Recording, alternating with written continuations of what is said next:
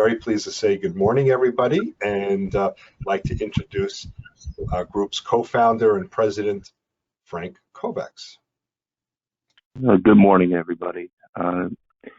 Just wanted to provide a brief introduction and overview of the Breakfast Club. The Breakfast Club was formed after 9/11 to help the people that lost their jobs due to the tragedy. Then over the years, with all the different changes, with the way job search is performed, the economic and the financial circumstances of the country, and how it affected a lot of the job market, the Breakfast Club was needed to continue.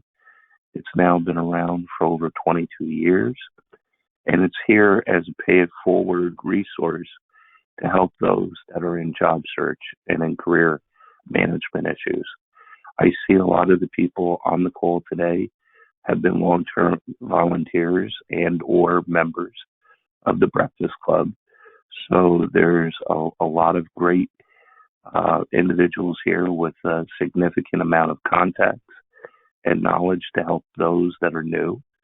But the best way to tap the Breakfast Club is at a meeting.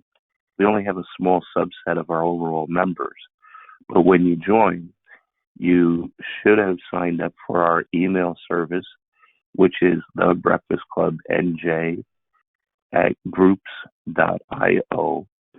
And what that does is that gives you access to all of our members. Now, in order to do so, we ask that the emails or any messages shared are restricted to either job search or career management based issues, because that's why all the individuals have signed up as part of the group. But really, there's so much that you could tap in there. The average profile of our members are individuals who have at least 20 years of experience in the market, and they're all from a concentrated geography, New York, New Jersey, Philadelphia area. So when you're looking for a job, there's a good chance that either they work there now, or they know somebody that worked there. And that's very critical in what we call changing an unknown to a known opportunity, which is the number one way that an individual finds a job. So please take good advantage of that. If you are found a job and you're trying to find out more about a company, if you want to find someone there that can give you more details on the culture, on the job, the salary ranges, etc., just post an email out there to the group. And then when the individual gets back to you, just, take it offline and start, communicating with them directly. Again, wealth of knowledge, wealth of contacts, but it's all there for everybody for free. You just have to tap it. So with that, I'll turn the program over to Jerry Payton, who will introduce our speaker for today. Thank you, Frank. Good morning, everyone. Thank you for joining the Breakfast Club today, and let me introduce today's speaker. We have a great speaker for you. Ed Samuel is a career coach, author, public speaker, radio host, career assessment team leader, ministry leader, and founder of Samnova Inc. His team supports mid to senior level clients across multiple functional roles and industries for those who are working or in job transition across the USA. He is a published author of Optimize Your Resume, Do's and Don'ts. Ed has 30 years of corporate experience at multi-billion-dollar global firms to leading-edge technology startups. I'd now like to introduce Ed. Hey, good morning, everybody. Thanks for having me. And let me share my screen, and we'll get going here. So we're going to start the good, bad, and ugly of third-party recruiting. And, in the last 8-9 years of all the speaking that I've done, I would say this has been right up there in the top three or four requests for me to speak on. So I'm glad to be here. I just want to share just a little bit of more about me. I'm from New Jersey originally, so it's always good to be back home for the New Jersey contingent. But I did spend 6 years as a recruiting leader for a multi-billion-dollar firm, as well as played 4 different recruiting roles. Everything from consulting recruiting to contingency recruiting to retained recruiting. I also did a pivot when I was about 47 years old, and that's what launched me into the career coaching practice. So that's just a little bit more about me as we get into it. And again, as we start, if you have a question, please type it in the chat. And David, please interrupt me when any questions coming my way. So there's three things about recruiting which I'm going to talk about this morning. One's going to be consulting, contracting, recruiting, which is fairly unique, and then permanent placement recruiting. And I'm only going to talk about the two this morning on contingency and executive search, retained recruiters. So this is what we'll talk about. So I always, when I have a chance to meet with people in person, way before COVID, I always used to ask the question, how do you like working with recruiters? And I get everything from Ed, I have no use for them, to Ed, they're amazing, and I love them. In fact, it's the only way I'm going to go. And then I get some people that are kind of in between. But what I don't say, will recruiters ever help you? Will a recruiter ever help you, a third-party recruiter? And I'm going to say, yep, that they can. And I'm not of the camp that, recruiters have no value, the third-party recruiters have no value. And I have people that talk to me like that, more often than not, based on their experience in the past. And I think some of it has to do with, how we engage third-party recruiters. But here's a stat that I always want to share, that up to the age of 49, 19% of us on the call are going to get placed by a recruiter. That's a pretty large percentage. Now, once you turn 50, 51, it drops anywhere between 5 to 7%. You'll get placed by a third-party recruiter. And so when you think about third-party recruiters and you say, well, they'll never help me, just statistically, it's not zero. It's somewhere between 5 to 20%. So they are worth the time to engage, but it's not. So be careful when you think that they'll never help you. Now we're going to start with consulting recruiters. So here's the first thing you need to know: consulting recruiters are paid by the employer, right? The company's going to hire them to bring in contractors, consultants. They're typically a 1099, meaning that if you get hired by them, you'll have to pay your own taxes.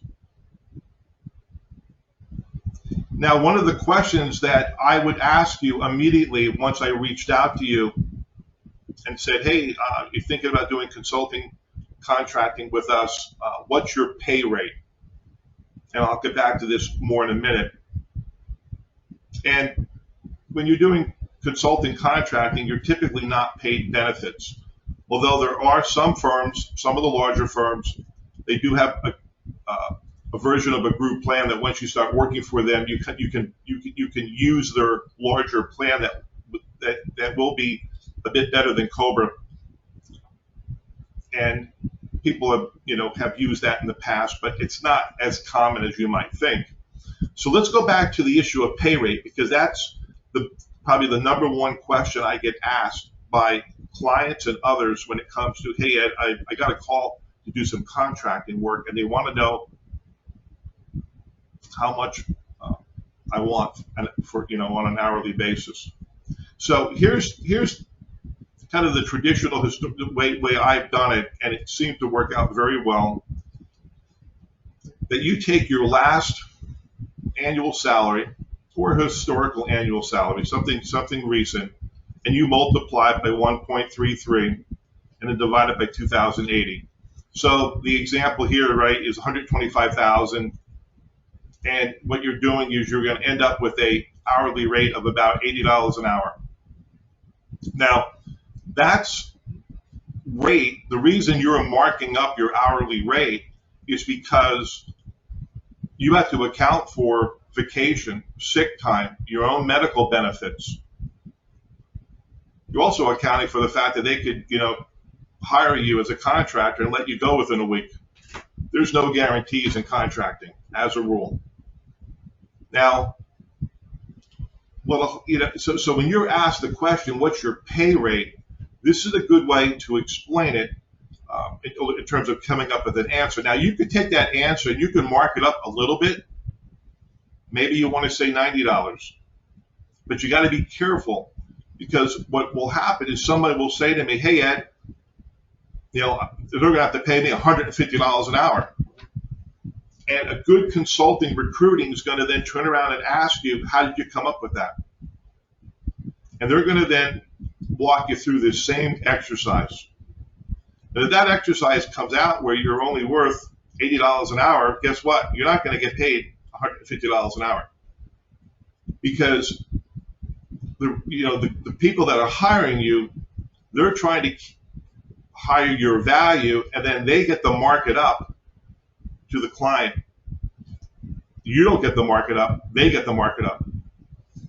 So there's been times when I walk people through this, and we kind of get back to a level playing field, because they're hiring you as an employee. You're not selling anything. You didn't have to make the sale, right? You're delivering services for this contracting agency for this particular employer. So this is something that's very fundamental, that I would say I'm asked more than anything else in terms of, hey, when I'm asked for my pay rate, what should I come up with? Now, you could always go lower than this, but the risk of going lower than the $80 an hour in this example is that you're taking on way too much burden. And most contracting agencies understand that you're allowed to mark up what your market value has been. But that market value does not include, a $100,000 bonus that you got last year. We have always excluded a bonus or long-term compensation. This is about coming to a fairly accurate pay rate. So, David, any questions around that? Sir, Mr. Samuel? Yes. I've got a question, please, sir. Regarding this this guideline, what's the 1.33? What was that for? That number? 1.33 divided by 20. Yep, you're marking up your base salary to account for the fact that you have to pay for your own medical benefits. You have to. It's your own vacation pay.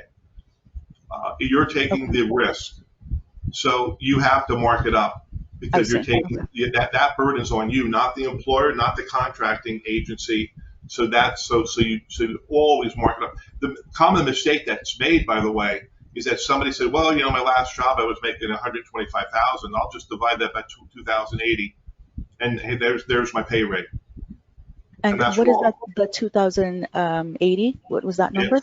Yeah, it's 40 hours. It's 40 hours a week and 52 weeks in the year. Got it. Okay. All right. Thank you very much. Appreciate it. Any other questions on this one page before I continue? No one has posted a question just yet. So remember, folks, all you need to do is type the word question in chat, and it's the digital equivalent of raising your hand, and we will get your question addressed right away. Ed, this is Paula.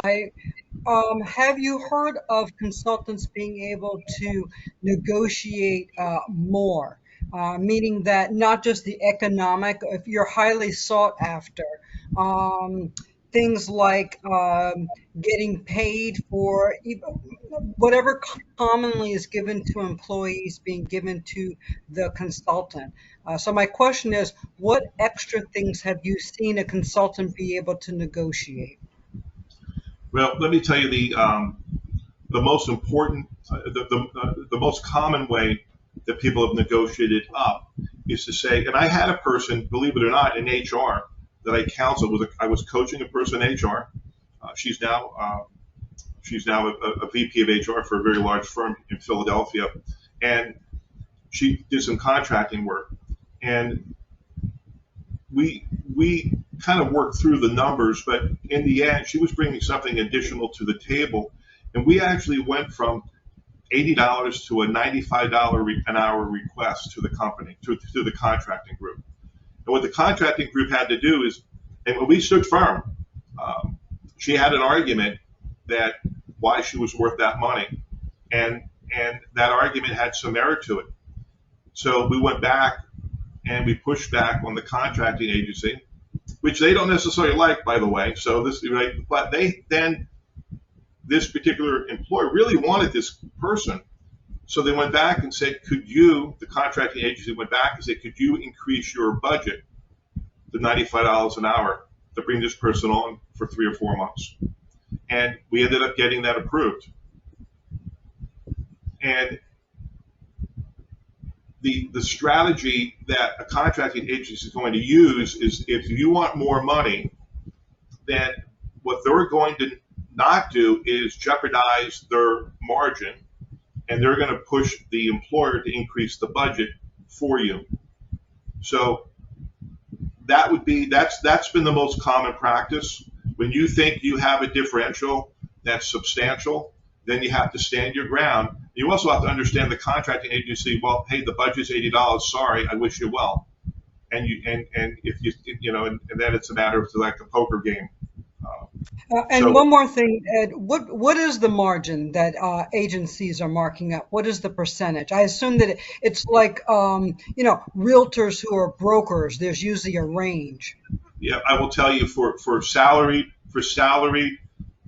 very seasoned contractors, we're looking at 100% margin at minimum. 100%. So in this particular example, what would be billed out would be $160 by this contracting agency. I worked for one of the agencies I worked for.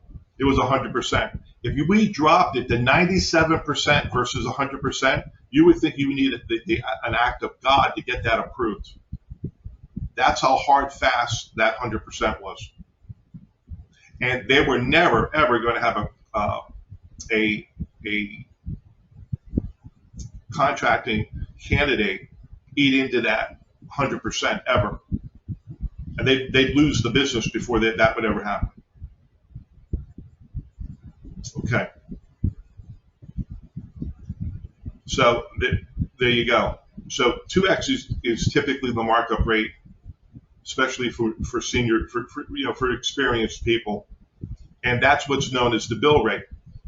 And there lies some of the problem sometimes when somebody's done contracting on their own and they set their own bill rate, then they go work for a contracting agency, and the contracting agency, what's your pay rate? And then they immediately say, well, this is what I want on an hourly basis. And then there's a reckoning that has to take place because they're not going to get the bill rate because they're not the ones who are closing the deal, right? So the bill rate becomes pretty important. And if you're a candidate talking to the consulting agency, the bill rate's none of your business. They're not going to tell you, none of your business. And they're not going to tell you that it's 2x. I'm just telling you today, most of the firms, it's 2x. They're not necessarily going to declare that to you. Most contracting firms specialize in something, right? So if you're working with me and you want to do, and you're a marketing professional, hey Ed, I want to go back to the work, but I want to do some contracting. What do I do? Then we'll source and we'll focus on those contracting consulting firms that really specialize in marketing. And there's legal, there's IT, there's finance, accounting. Really, it's really across the board. But that's how they specialize. Now, here's another one that's often not asked, and it should be asked always, and it's in the fine print. And many times when you're asked to sign a contract, read the fine print. And if you get confused on the fine print, ask an attorney to read it for you, or call somebody like myself, or somebody that's been doing this for a long time, and you have to read the fine print. Because one question is travel included or excluded from the pay rate? I will never forget the time, and this is the Jersey story, from someone called me up, and we were talking, hey, Ed, and I was trying to ask this person to get, I was talking to this candidate about landing a permanent position. Hey, Ed, I'm doing some contract work, and I'm working through this agency, and I live right outside of Philadelphia in, I think it was Cherry Hill. And you're not going to believe this, but, I'm traveling to Jersey City every day, 5 days a week. And you know what? They're not reimbursing me. I said, how could that be? They said, well, it was included, in your pay rate. I said, wow, I thought I was going to get reimbursed for my travel. I never knew it was part of the pay rate. So there are some contracting firms that are going to ask you for the pay rate, and in the fine print never bring up travel. And next thing you know, you as a consultant are paying for your own travel. You're not getting reimbursed for anything. Then you're really stuck if you're in, and he was in a 3 or 4 month engagement in Jersey City back and forth.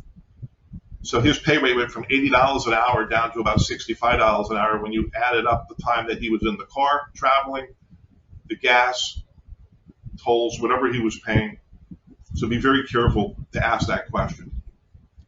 One other thing I'd like to expand on that, Elizabeth. I've had a couple of contracts. It's a contract, so I think just as a general rule, people should read it before you sign anything. I had one contract one time that in the fine print said that I had to ask them permission to quit. Meanwhile, it was supposed to be contract at will, so I had them keep it out of it. Or there's wording like, well, we have sole control over your employment, payroll, this or that. But I'm just finding that a lot of the contracts are becoming very nebulous and could be easily trapped into something. At least that's been my experience. I just wanted to share that. Absolutely. I couldn't agree more. Every contract is written a little bit differently, and those contracts are written to the advantage of the employer and the contracting firm, not necessarily you. So you have to read the fine print.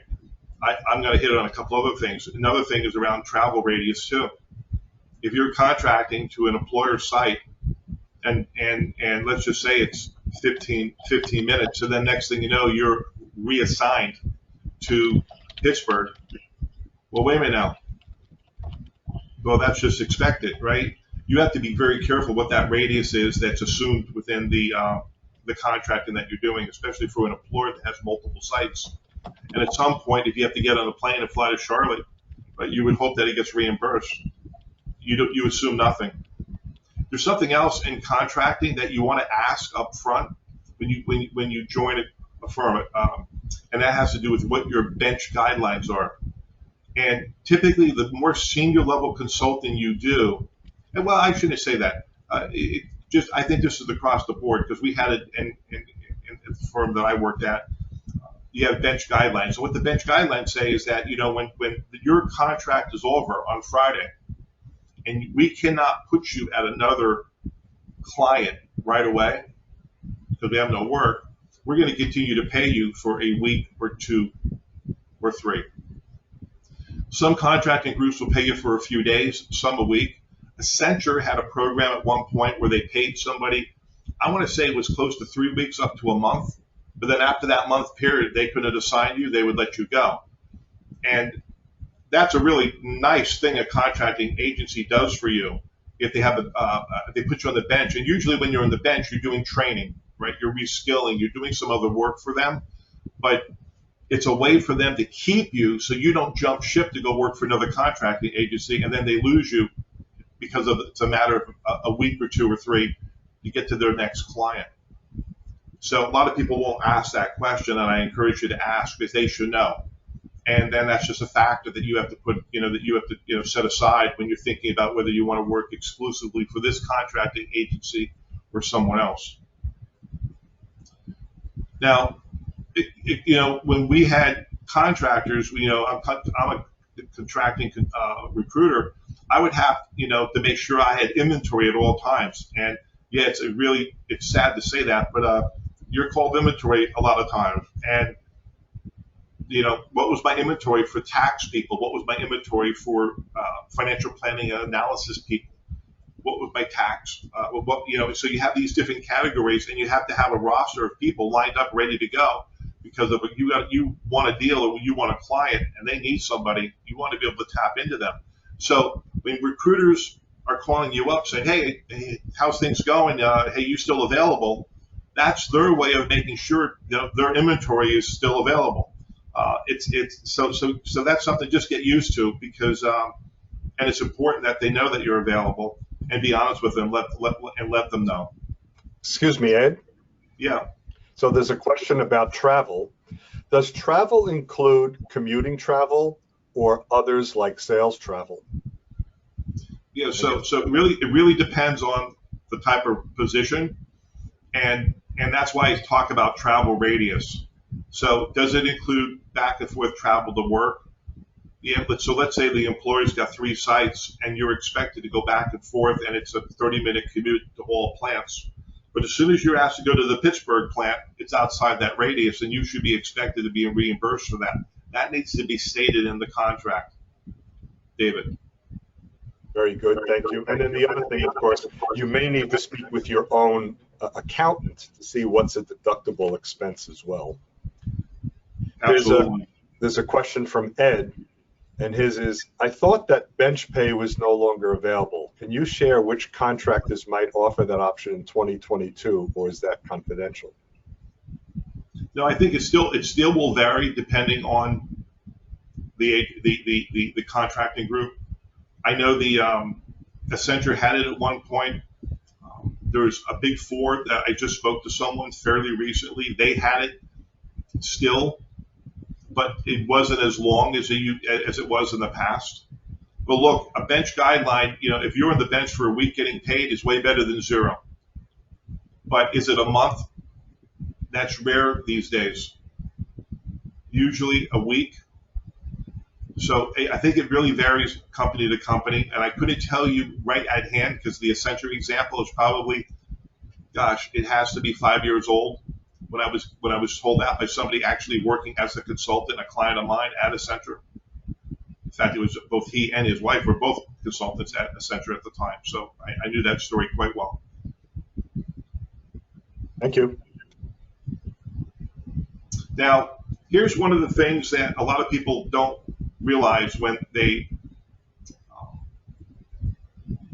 sign a consulting contract, and it's not stated.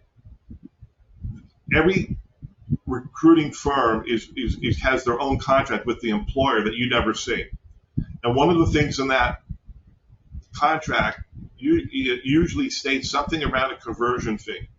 So if they hire you to come in to do tax work or whatever work for them, and that employer loves you after 45 days, they say, oh my goodness, you're exactly what we're looking for. We want to hire you. They contractually then will have to go to the contracting group and say, look, we want to hire your contractor. And they say, hey, no problem. So if you're making $100,000, we're going to send you an invoice for $45,000, and you can have him or her. Now, there are some firms, and I worked with one, and I worked with several of them, where as time passes, that 45% drops more and more and more. So if you're there for 6 months, technically it could drop to 10%. 9 months, 0. So what the contracting group does, even though they put it in the contract, it can have a sliding scale, if you will. Over time, that will reduce. Or the contracting firm will say, hey, look, we got our margin from you. We made our money. Yeah, you can have this person now. But the problem with all of this is that sometimes someone will come in and say, well, hey, I'm going to do some contracting work. If they really love me, they're most likely they're going to hire me. But then I'll get a phone call. Hey, Ed, they really want me. It's amazing. Things are going great. I'm here 60 days, and they're going to post a position externally, and I'm going to apply. Well, the problem is they're not a candidate. They can apply, but they're not a candidate because the employer is not going to pay the 45%. And then they get really confused because they're bringing other people from the outside to interview, and it's not them, and they're doing the work, and they're exceedingly doing a great job at it, but they're a non-candidate, and they wonder why. Well, this is one big reason why. So when you go into contracting, just understand that it's not as easy sometimes. Hey, they're going to hire me. Usually it doesn't happen out of the gate. Every once in a while, I've had clients who got hired within 90 days, and that fee was paid because they were worth their weight in gold, apparently, to the employer. Most employers won't pay the extra fee. They just won't do it. So just be careful. And that's why, for the most part, when you go into contracting, they're going to say, hey, contract to hire, but contract to hire only works if you're there for 5-6 months. And then this fee just starts to drop dramatically. And then when they go to hire you, it's a win-win for everybody. And that employer was waiting for you to finish the end of that contract so they could hire you and not pay the fee after 6 months. Okay. Any other questions on recruiting or consulting contracting before I move on to contingency recruiting? Yes, one just popped up from Ed. Is the conversion fee something that we as a candidate might affect during our contracting with the firm? No, you really can't. You really can't touch the conversion fee. The only thing you could potentially do, and this gets really dicey, and you have to be careful, is that, hey, I'd really like to hire you at $100,000, but I have to pay this conversion fee, and we don't have it in the budget. And then you can say, well, if you hired me at 75, would that help? I've seen that happen a few times, but the candidate is the one that really gets hurt on that exchange. Contracting firm walks away with the 45% still, right?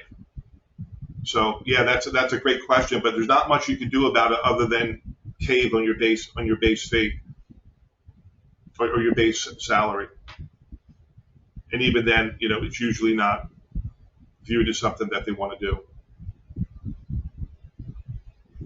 No other questions right now. Yeah, let's move along. Thank you. Contingency recruiting. So this is one where it's paid by the employer, but only when the position is filled. Fees for a contingency recruiter could be as low as 15%, and the average is between 20-25%. In 2008, during that period of time, fees dropped to as low as 15% because it was such a horrible time in the U.S. But contingency, our fees typically were at 25%, and most of the time it would exclude any kind of bonus. So it would always be based on base salary. And the range could be anywhere from a role for $50,000 up to $175,000. Now, recruiting firms with employers, they have this contract signed, and it always includes some type of warranty period on you. So when a contingency recruiter talks to you, and you like the company, you like the job, everything's a fit, they give you an offer, and you start working there on March 1st, there's a warranty period that exists on you. Sometimes the contingency recruiters won't tell you what that warranty period is. And what happens is that warranty period could be as little as 90 days. I've had warranty periods for a year. So typically, the longer the warranty period, the harder these contingency recruiters will grill you in terms of this being a great fit. See, if you go into a role talking to a contingency recruiter, say, well, hey, I'm going to give this a try. Let's see how it works out in 30 days. If you said that to me and I was your contingency recruiter, I would drop you as fast as a hot potato. Because I knew I had a 6-month warranty window. And if you quit after 30 days or 60 days, I would never get paid, or I'd have to refund that fee. And I'd have to scramble like heck to try to find your replacement. So always remember, everybody's got a warranty period. How long it is will vary contract by contract between the recruiting company and the employer. And when they say right to declare ownership, what that means is that when they represent you to a firm for this one position, and let's just say you don't like that position, or you interviewed, it's not going to work out. That company can't just come to you 90 days later because they posted a position, reach out to you, hire you, and say, well, thank you very much, without that contingency recruiting firm getting paid. So that's what's called kind of a right of ownership, to declare they own you. And that ownership period, again, can last 90 days, 6 months, a year.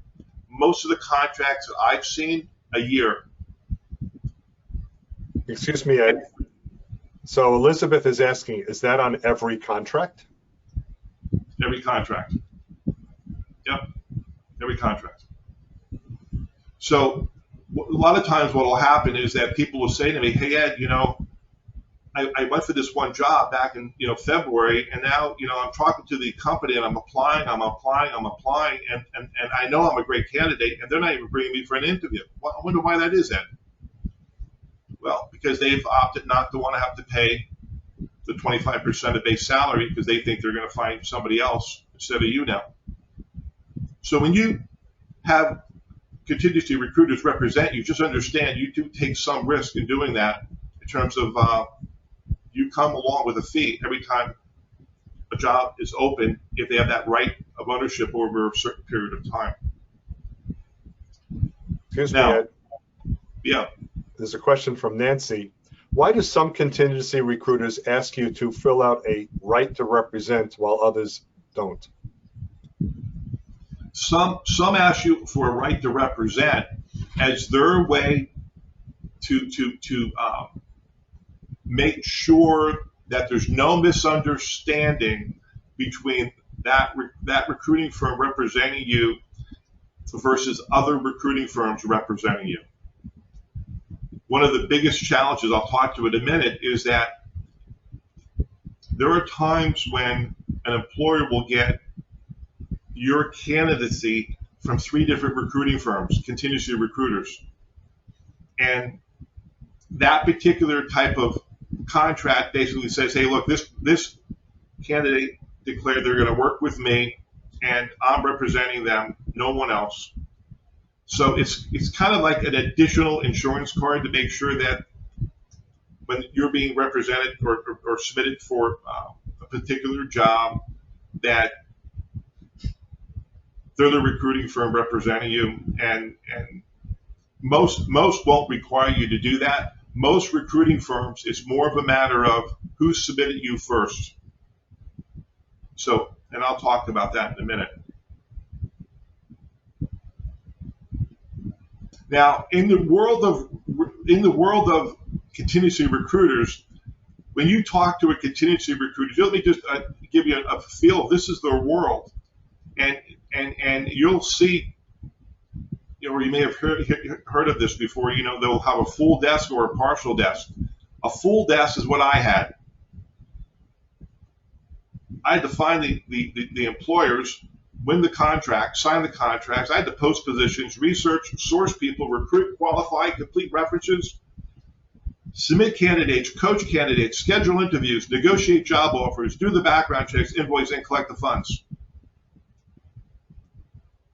So when I posted a position out there on Indeed or LinkedIn or wherever I posted it, and people start calling me up, hey, I'm a candidate, and I already have 3 people I'm working with, you have to understand the burden on me was unbelievable in terms of what I was asked to do on a daily basis, let alone on a weekly basis, a monthly basis. I had 28 jobs when I was a contingency recruiter. Just multiply that by number of candidates, number of phone calls, right? And for those contingency recruiters that have full desks, if you're wondering why they don't call you back, I'm giving you the reason right now on page 14 on this slide deck. It has nothing to do with you, them not liking you, not caring about you, not loving you. This has everything to do with the way these roles are structured. It's almost impossible to respond to people like you would want to. A partial desk would be just simply a subset of those activities. Some smart contingency recruiting firms realize that a full desk is crazy, but I just saw a position yesterday posted. I think it came from the Breakfast Club. In fact, I saw the posting from the Breakfast Club, and it said they're looking for a contract recruiter, and it said right on the requisition, full desk. Tough stuff. Excuse me, Ed. Yeah. So there are a couple of questions come in. One from Valerie. Is the contingency recruiter's firm set up for all jobs they manage or just for specific jobs? The full desk that I managed was for all jobs, right? So I would have maybe 14 different employers. One employer might have 2 jobs, the others have 1, and I had to manage all of that, right? Okay, thank you. There's a question from Elizabeth. for contingency contractors, is the norm that all recruiters work in contingency? Generally speaking, the best recruiting firms are the ones that focus on contingency recruiters. In other words, they have an entire focus on it. The best consulting recruiting firms focus just on consulting recruiting, and the best retained firms are only retained recruiting. Okay, thank you. If you talk to somebody and they say they do all three, that would be equivalent to a giant question mark, and I would be concerned I would even want to work with that recruiter. Okay. And now, Nancy, metrics. Oh, sorry, go ahead. Okay. There's still one more question. Yeah, go ahead. Oops. And Nancy has a question. How many contingency recruiters might a company use for a single position? What's the most you've ever seen? Great question. There are some people that use contingency recruiters, like nickels at a carnival. 15 contingency recruiters. And what they're looking for is any one of them to get a candidate to them to help fill the position. And many times when that happens, it's highly competitive.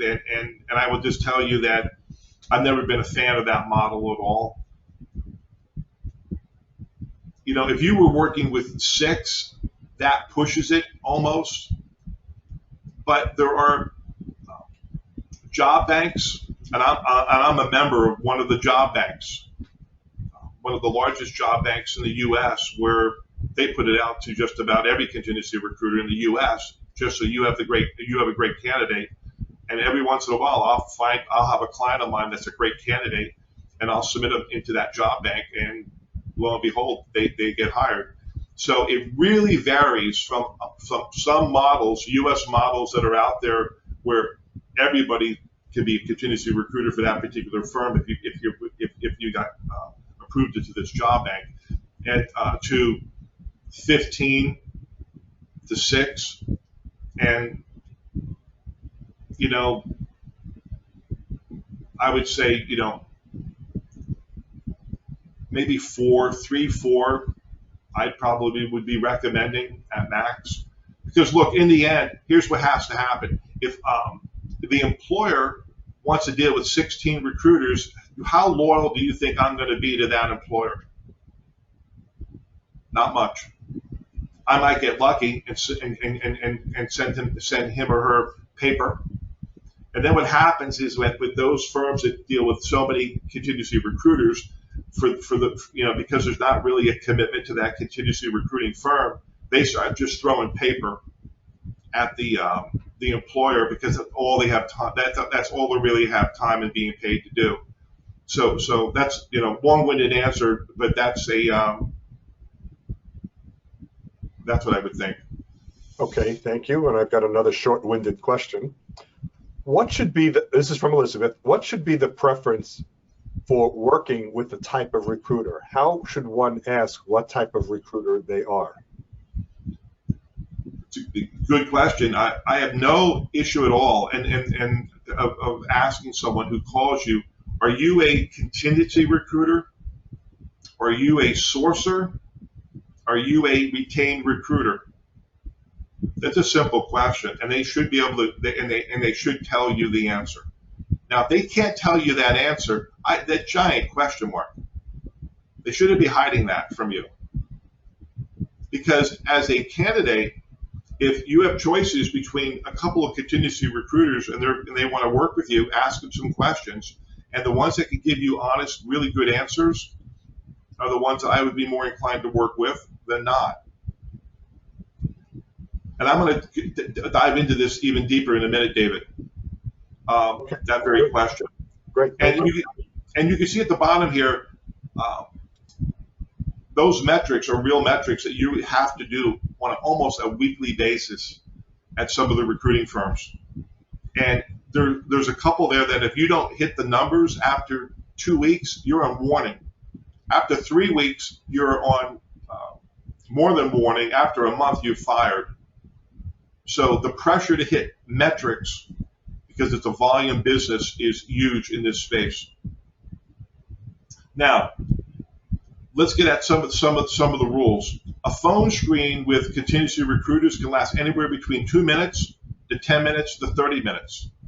And typically, the longer the screen by a contingency recruiter, the more they like you and the better the match might be. If it's a 10-minute screen, it's really suspect because you might not be a good fit. No matter what you say, if they're only going to give you 10 minutes, you have to, and anything less than 10, they just want to see that you're alive, and that's about it. Why? I'm not sure. They even making the phone call, but that's typically the phone screen. Now, this is something that one of the biggest mistakes that people make is when they dealing with a contingency recruiter, they'll ask, you know what, love to work with you. Can you please send me a list of your references? And then I have people say, hey, yeah, I sent them seven of my references. You do not need to send 7 references. You don't need to send even any reference to a contingency recruiter to submit you as a candidate to an employer. And if they really push you, send a token reference and make sure it's not your best reference, by the way.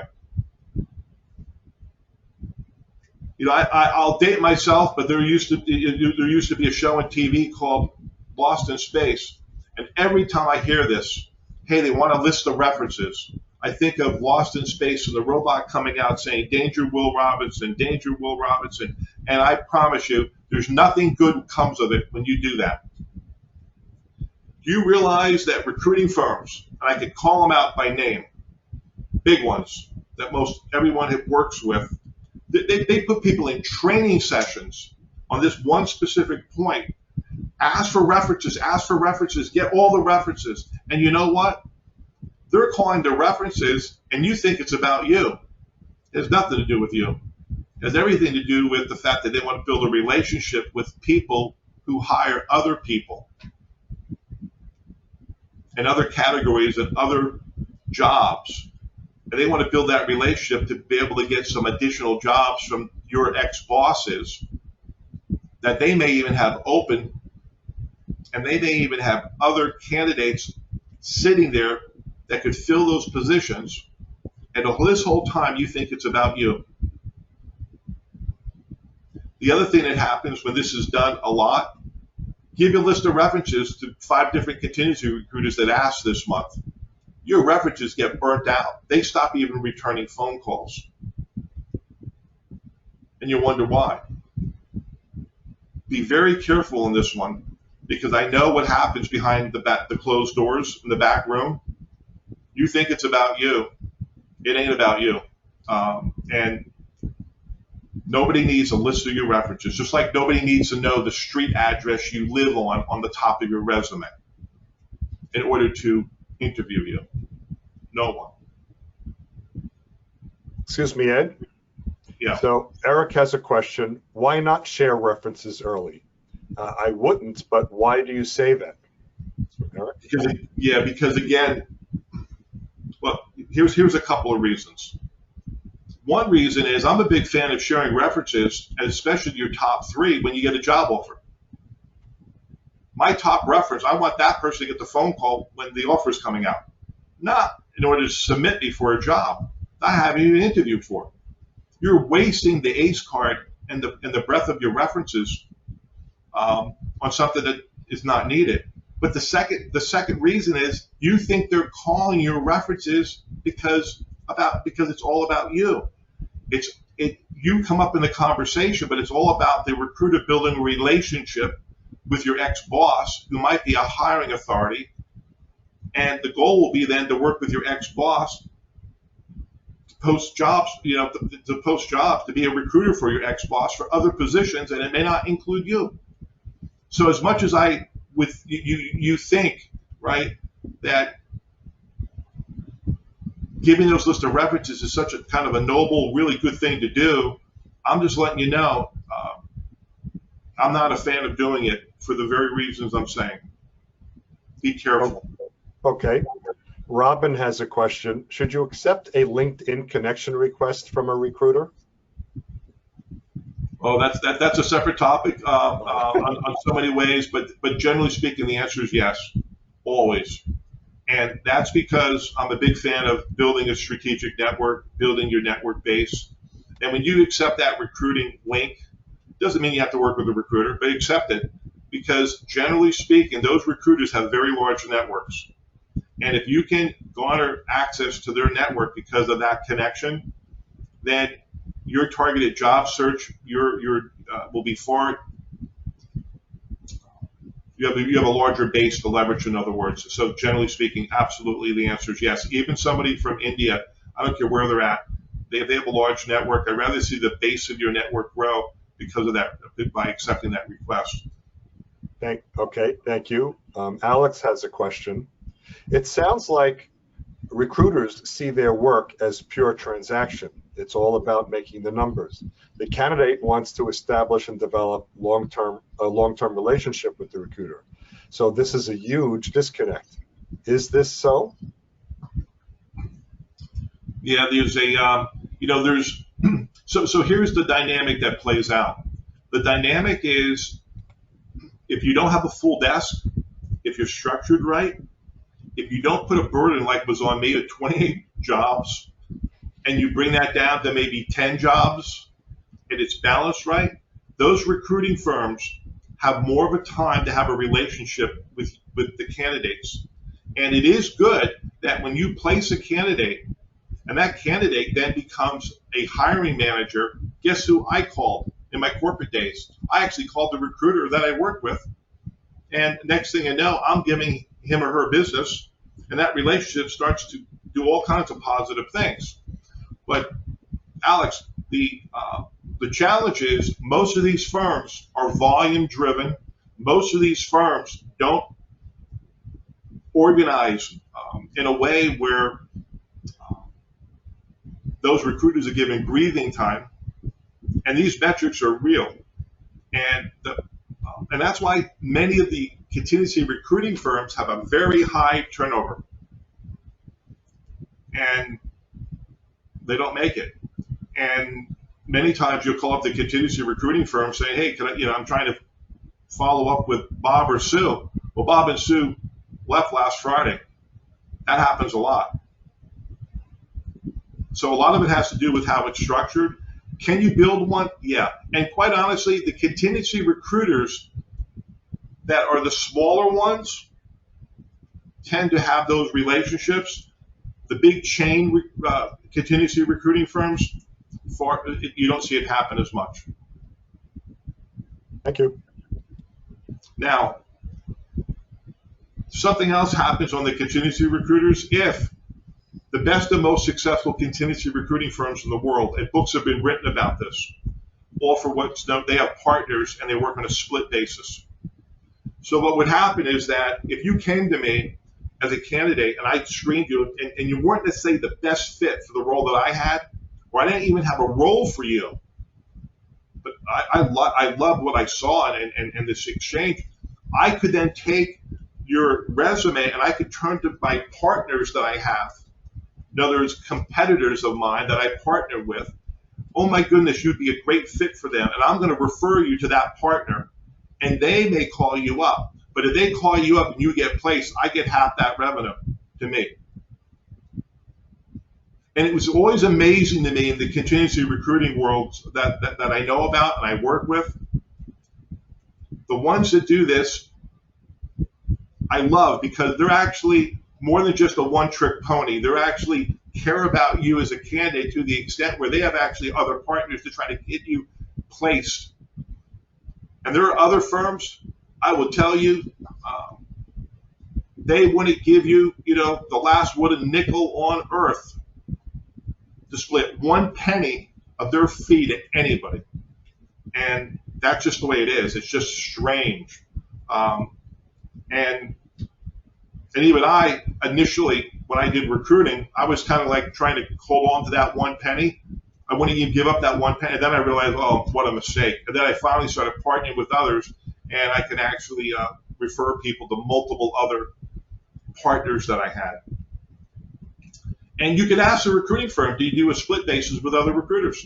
It's quick, a simple answer. It's either yes or no. That just gives you more data about that recruiting firm. Now, recruiters in contingency work, right, because they're all vying against each other, they're going to use severe caution about telling you who the name of the firm is. You call up the contingency recruiter, hey, I got this great job, or they call you up, I got this great job, and it's a manufacturing firm in Philadelphia, and you meet all the requirements, and you say, well, what's the name of the firm? Well, right now I can't share that with you. And one of the reasons they don't do that is because they're scared if you say, well, it's going to be, AstraZeneca. All they could do is, well, you know what, I think I'm going to kind of go it alone, and they hang up. And then you turn around and you apply directly at AstraZeneca, they hire you. Or I've had people hang up and say, I'm not interested, hang up and call up their recruiting friend who's also been hired by AstraZeneca, and they give them the job. So what ends up happening is when recruiters are very reluctant to tell you the name of the firm because they don't want to lose to the competition. And what has to happen, sometimes what will happen is that they'll even submit you. You don't even know who they're submitting you to. Then once the interview is on, at that point, you get the name of the firm because you're already in there, and that recruiting firm knows that it's a lock on them getting the fee if you're hired. So don't feel bad that they don't tell you the name of the firm right out of the gate. And going back to the question that was asked earlier from Alex, if I have a really good relationship and I've built a trust over time with that particular contingency recruiter, and that trust is mutual, then they will share the firm, and knowing that I will not do anything other than just wait. Now, this is not good. If you forget things when working with a recruiter, it may sever the relationship for good. Now, when I say forget things, hey, I'm going to represent you to this firm, and I give you the name, here's everything's going on. Next thing you know, the recruiter gets a phone call. Oh, this person's already in our database. They interviewed with us last month. The employer tells me this as the recruiter. I call you up and say, wait a minute now, you told me, you never heard of this firm, but you interviewed with this firm last month, and you didn't share that with me? As a contingency recruiter, if you do that with me, you're damaged goods, and I will probably not work with you again ever, even if I had a job that was a perfect fit. Be very careful. Keep records. Know where you've applied. Know which contingency recruiters you're working with. Know which firms you've talked to. So when that question's asked, have you ever applied at this particular company before? Give the recruiter the honest answer, because if you don't, you run the risk of not working with that contingency recruiter again. Now, a recruiter will timestamp you. Timestamps become pretty important. I did recruiting for a firm in New Jersey, and what happened was my candidate was loved. They were going to give a job offer to my person. Then I got a phone call. Hey, Ed, sorry, we're not going to be able to award you the contract or the fee because another agency had submitted this person to us, and they timestamped it. It's timestamped before you. Wow. So when you engage recruiters and they get you in there first, they end up usually winning it. And the irony in that particular case, I'm the one who did all the work. With the candidate, did everything, but because that other contingency time stamped it, they ended up getting the fee. And again, from a candidate's perspective, you might not care who gets the fee, just so you get the job. But when timing becomes an issue and getting you in, that's what's being worked behind the scenes by the contingency recruiter. Recruiting firms may use sourcers.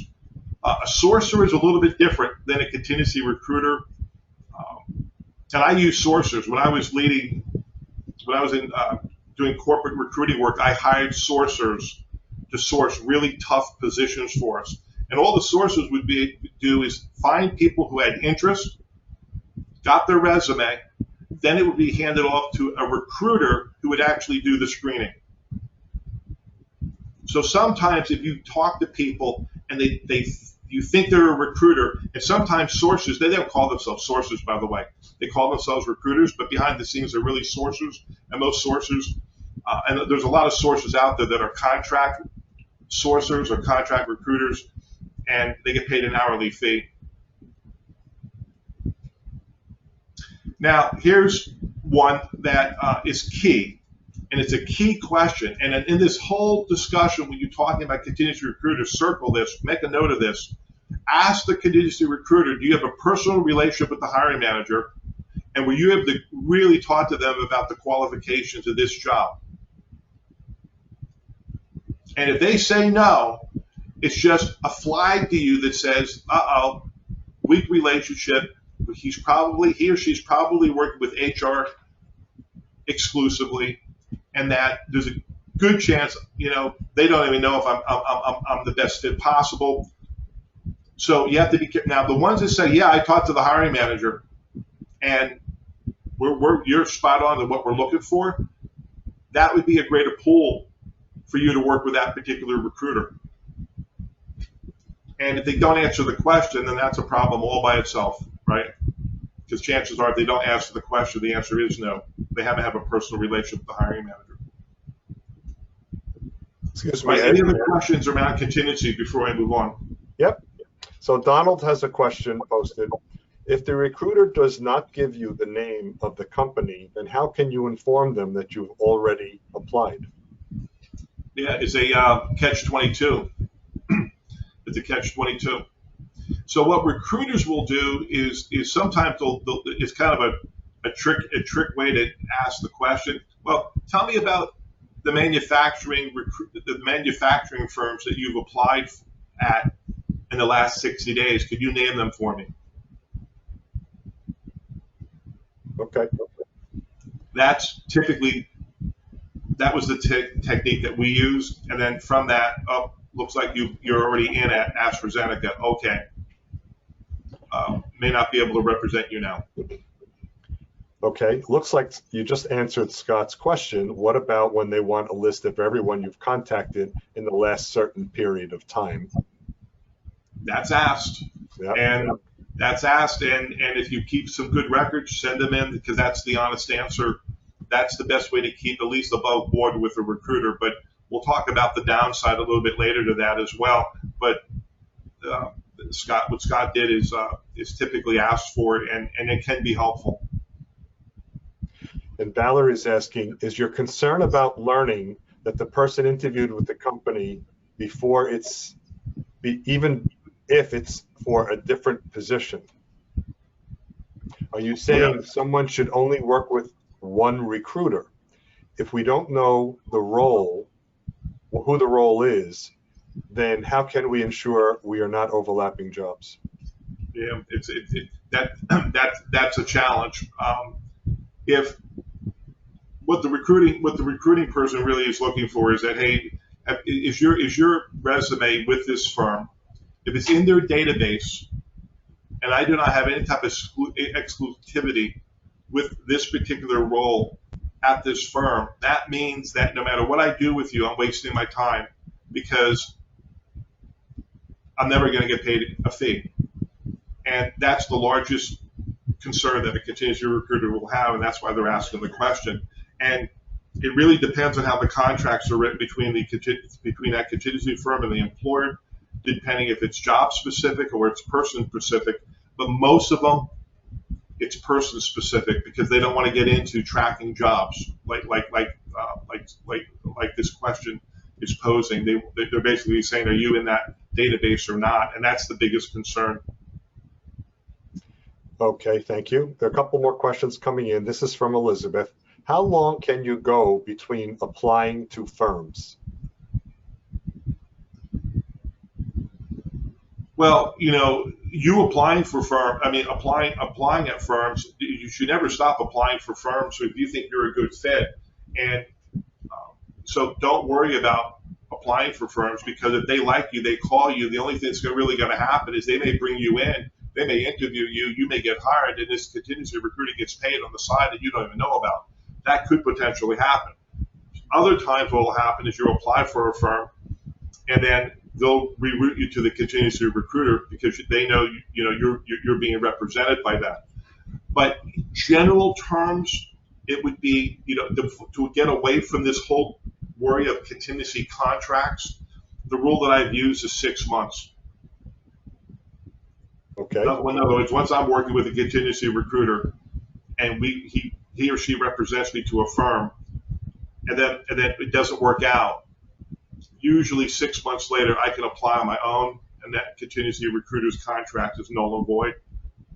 But it's really kind of interesting, right? Because these recruiting firms aren't telling you what their contract terms are. Thank you. Carol has a question. Can't they go after the companies you've applied to with their candidates and cut you out? Absolutely. Absolutely. That's one of the greatest concerns of working with. When I was a contingency recruiter, I called you up, and if you were a fit, I loved you dearly. But you got to understand, I would submit at least 3, maybe 4 people that I also loved all the time. Because in the world of contingency recruiters, you're trained to talk to people as if they were their only candidate in the entire world. An hour later, you talk to the next candidate, and you have the same conversation with them, and you submit 3 or 4 people to that hiring manager, and they pick 2 people or 3 they want to come in for the interview. In the grand scheme of things, when you're a contingency recruiter, they really don't care which person's hired. All they want to see is one person hired, so they get paid the fee, and that's why they're in this business. And where I was coming from was that if you give them a list of companies that you've applied to, they now know that the company has a job opening in the area that you have expertise in. So they can basically not submit you, but go to their other list of candidates, that area of expertise, basically cut you out. Yeah, and your best approach if you're working with that contingency recruiter is call them up and say, I want to be represented on that job. I want to be part of that mix. Go on the offensive in that particular case. And if you're learning anything this morning, you don't assume too much, right? Right. And that could get you in trouble. It's a great question, a great point. Anything else, Dave? Yeah, there's one more. Donald has a question. What if they don't have a relationship with this hiring manager, but have relationships with others in the same company? That's okay. But if they're not representing that, if they're representing a job that you're interested in, you're applying for, and they don't have a relationship with that particular hiring manager tied to that job, it's still a danger risk, no matter how many other people they might know at that company. Okay, thanks. Let's move on. Okay, now we're going to move on to retained recruiters and executive search. So here's a classic framework, and I've used this framework with many of my clients. 33% of the fee is paid up front, and let's just keep it simple, right? So let's just say the base salary was $100,000. You get 33% of that right up front. You get 33% within 30 days, and then when that person signs the job offer, you would get the remaining 33%. There's an expectation in the retained world that you deliver 3A candidates, not B candidates, not C candidates, not paper, 3A candidates. Typically, I would be paid travel and sourcing costs. One time I had to buy a pretty darn expensive list in this particular arena that I was recruiting in. Cost $1,500, but that was paid for by the employer. So I could source candidates very fast based on that list. It includes exclusivity, which means that when you take on a retained contract for a particular role, everything around that role I own, including all the candidates in the company's database. And if that meant Sue or Bob applied for a job next week into that database and they fit our need, that resume would come right to me as a retained recruiter. There was no end arounds. Even if you ended up talking to the hiring manager, hey, I'm a great fit. Oh yeah, I know you are. I'm going to have to refer you to Ed. And Ed's going to have to, you have to kind of walk through the process with Ed because that was the agreed upon contractual terms. So when somebody has a retained search, it's pretty big and a lot of money at stake. And just think, a lot of retained, I worked for one of the best retained search firms in America for 35 some years. And I want to tell you something, I saw their process up and close. It was amazing. And a lot of money is at stake when you're dealing with $500,000, $1 million salaries. Can you imagine $1 million salary, right? Well, $330,000 fee. I mean, you're talking fees in $300,000 range, right? And then $100,000 is paid up front just to start the search. So when you talk to executive search firms, there's a lot of money at stake, and it's very different than contingency. I used to use what's known as a modified retained plan too, where 33% was still paid up front, but the balance was paid when the position was filled. It kind of, for some of the companies not used to retained recruiting, this seemed to always be a way to go. But understand that's typically the model that's used. Now, fees can range from 25 to as high as 45% of the candidate's annual salary. 25% would be considered low. I think, again, after 2008, the collapse, it drove these percentages down, but we're back up again to the 30-35% range. But again, it's based on the base salary, and some retained recruiting firms will also negotiate a sign-on bonus to be part of this. Typically, these are roles that are $200,000 to C-level. When I was a contingency recruiter, my highest placement as a contingency recruiter was in Georgia for a CFO at $195,000. That's on the higher end of the contingency and right at the beginning of a retained search. Now, not everybody, gets placed via a retained recruiter, but I could say a great deal of them do. Because you won't see as many roles, right? If you're the CEO, you don't see too many roles posted, on Indeed for CEOs. And if they are posted, they're going to be posted on the higher level job boards.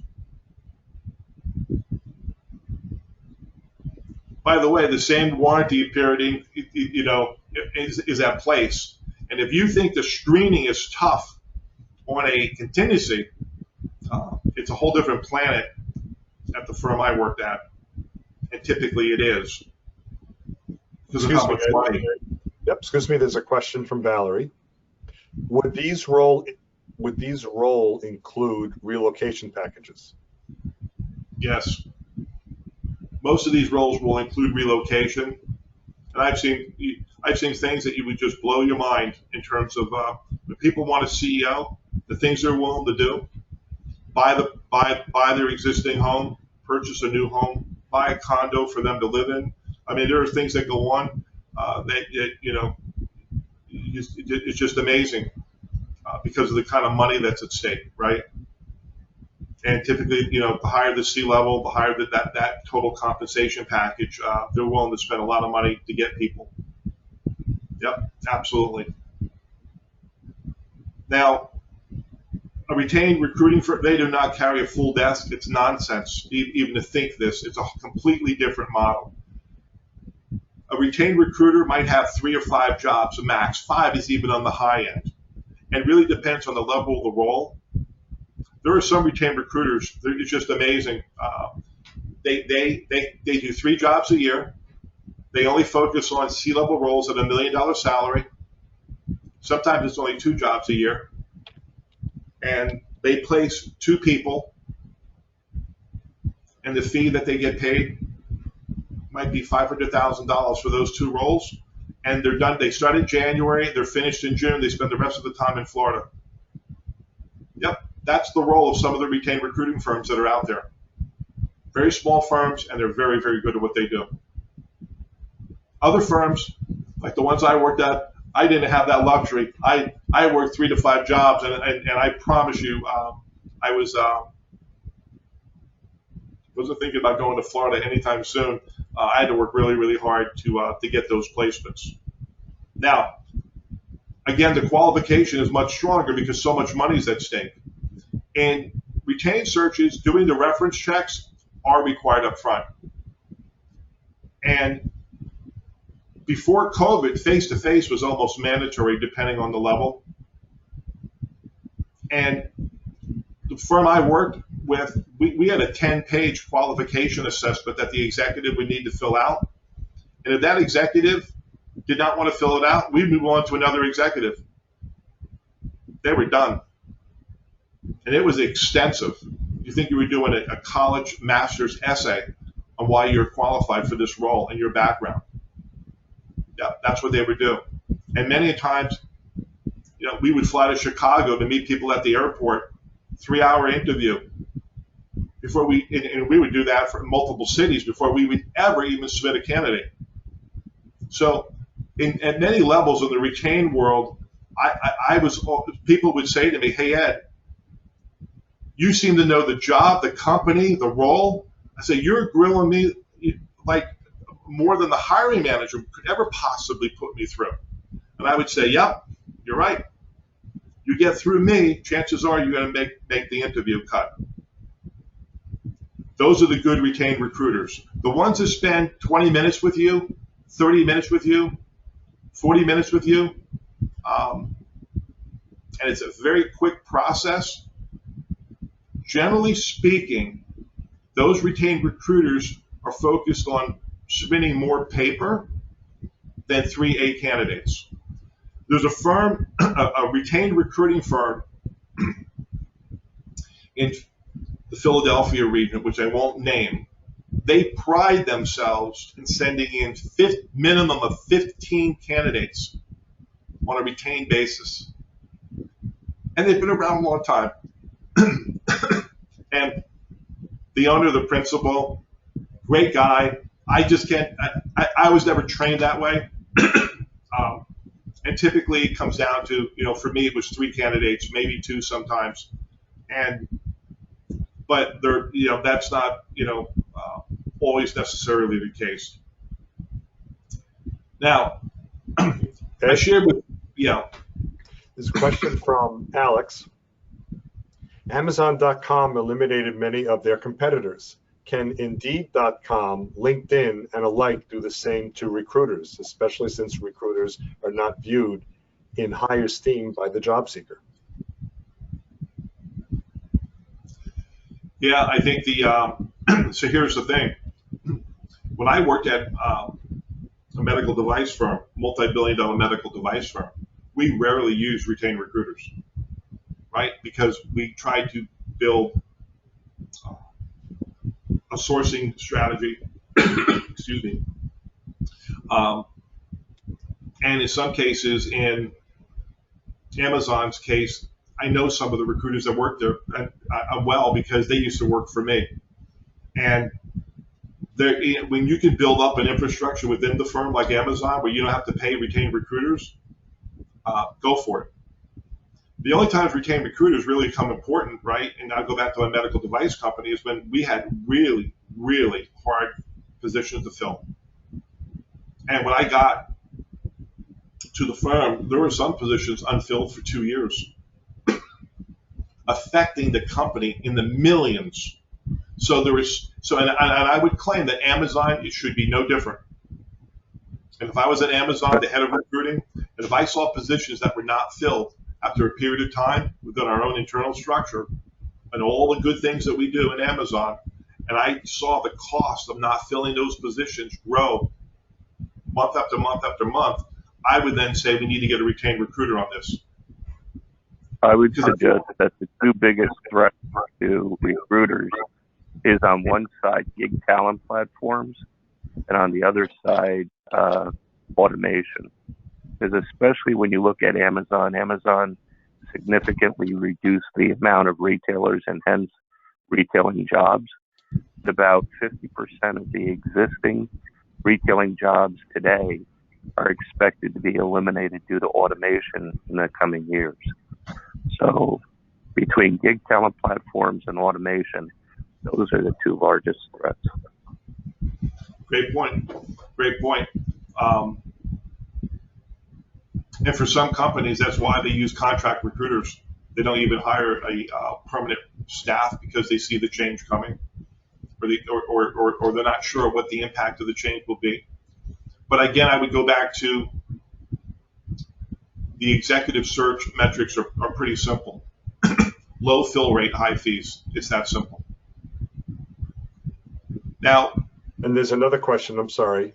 This is from Edward. Can you share the 5 to 10 page qualification assessment template for executive level positions, or is that confidential to the executive search firm, to the employer? Yeah, those questionnaires are typically created unique to the position, and some of it's the same candidate to candidate, but the retained search firms have those questionnaires, and those are privileged by the retained search firms. Even though I have them, I wouldn't be allowed to just share them with people right now, right? So it's going to be, it's unique to the firm. Some firms, it might be 5 questions, some 10, but it's usually some list of questions that you have to take the time to fill out. Thank you. Now, the other thing is that you'll find with retained search firms, every once in a while, you'll see a job posted. Smith Search Firm has been awarded, the opportunity to fill the position of bank president for, Bryn Mawr Trust Bank, whatever it is, right? And they tell you the name of the company because they have an exclusive, and you can't do any end arounds. And they know that if you're interested in this company in this particular role, contact us, because no matter what you do, it's all going to come back to us. And that's why those particular firms aren't concerned about giving the client name out. Some still will not, but many do. I would say 50% do, to save some time and aggravation. So, any other questions on retained recruiters or executive search before I kind of go to the final pieces here? Not in our queue right now. Okay. So now I'm going to talk about all the challenges that are out there regarding third-party recruiters, and things to do and not do. Watch out for ghost jobs. And ghost jobs are postings that firms put out there. And the reason they put the posting out there is because they want to build up a candidate pool, and there is no employer job opening. You think there is because it all looks good, but there is no employer, there is no job. They want a list of your references, they want to qualify you, they want to put you in their candidate pool, their inventory, whatever it might be, but there is no job. And it's really sad sometimes when I talk to people and they say, hey, I applied for this job, I talked to this recruiter, everything was good, and then they're not getting back to me about the job. What's going on? Well, it could have been a ghost job. Recruiters, executive search firms have, just always remember, third-party recruiters have the employee's best interest in mind, not yours. Be very careful. That's the downside, right? State your base and bonus expectations. Ask about COVID restrictions, remote work, and location out of the gate. So when someone says to me, hey, a recruiter just called, and I haven't, called them back, what should I say? Well, 85% of my clients are working today, right? And it's all part of the Great Resignation, much larger discussion. But the thing I say is that, well, state a base, bonus, a total comp that you're looking for that's going to make it worth your while to have a discussion. Do not say that, because you're wasting everybody's time. A good recruiter is going to ask you that, but some don't. And even if they tell you what, what they have. Tell them what your expectation is, so you're not wasting time. For some people, I got a call from someone, a senior level person that works at Disney, of all places, right? Called me up, this was a couple of weeks ago. Hey, I'm looking to make a move. And you know what? I've been here, 18 years. I love it. But you know what? We're supposed to go back to work on Monday, and everyone's required to get a shot. And you know what? I ain't getting a shot. Help me get the heck out of here. Well, just like with recruiters, when they're representing you to a firm, ask these questions now. These questions were off the charts, right? They're not even on the question board 3 years ago. So if you have a position where you don't want to get a COVID shot, tell the recruiter up front, and let's understand what the policy of the company is before you go through down this whole process, thinking that that's going to change the company's policy because of your hire. It won't. Also find out about remote work, location, get all that nailed down out of the gate. And when you don't do this well with a recruiter up front, it just doesn't end well. As a rule, if there's a disconnect anywhere down the line, and I hate to see people waste time, not just you, but also the recruiters, everybody's wasting time. Be bold and state these things. Excuse me, Ed. Yeah. There's a question from Valerie. How do you know if it's a ghost job? Good question. You don't sometimes. Now, if you talk to if you apply for the job and end up talking to the recruiter, you can get really specific quickly with the recruiter. Okay, how long have you been representing the employer? Have you had a direct conversation with the hiring manager? What's the timing of when they're looking to fill this position? Ask the recruiter those very pointed questions immediately. And if you don't get a good answer, there's a good chance it could have been a ghost job. And they're certainly trained not to tell you that it was a ghost job. It's really sad because ghost jobs there's a lack of integrity with them because nothing's being stated overtly to you in an honest way. And I'm certainly not a fan of posting ghost jobs in any way, shape, or form. It's a great question, but ask those. Another question about bonus expectations. This is from Donald, about bonus expectations. What do you think is an appropriate number or percentage? I've been companies that have given a 1 to 15% bonus. Yeah, it depends on the job. It depends on the level. But what I was trying to get at was if you're working today, for example, you have a base and you have a bonus plan and your total comp is $200,000. And in order to go through all the aggravation of making a move, to move your career forward, you might say to yourself, you know what, between base and bonus, I have to be at the 250 range. And that's what I'm giving the recruiter, 250. And if they, run for the hills because I use the word 250, then great, but we don't have to talk any further. So that's the kind of setting the expectation. Now, if you're in job transition, it's still the same question. What base and bonus have you fairly recently achieved in terms of your true market value? And I would argue try to stay as close to your market value as possible, especially in today's job market. I may not have said that 4 years ago, but this is a candidate-driven market right now, and I'm encouraging all my clients, and I look at the clients that have landed jobs for me alone in the last 18 months.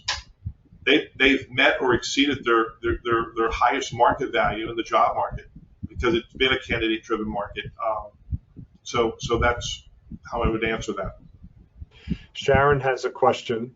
How should I handle not being available until the July-August timeframe? I want to start before I am let go.